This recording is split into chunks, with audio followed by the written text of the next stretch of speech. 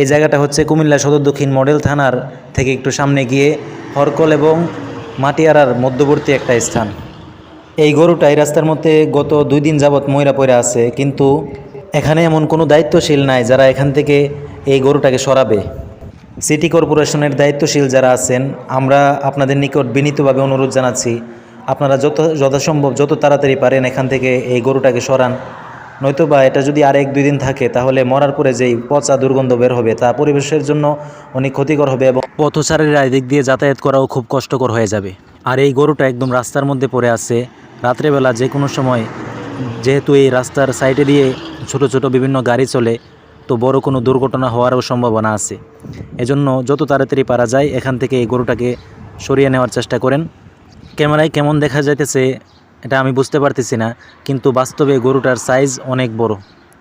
এজন্য যত তাড়াতাড়ি সম্ভব এটাকে এখান থেকে সরানোর ব্যবস্থা করেন। ধন্যবাদ।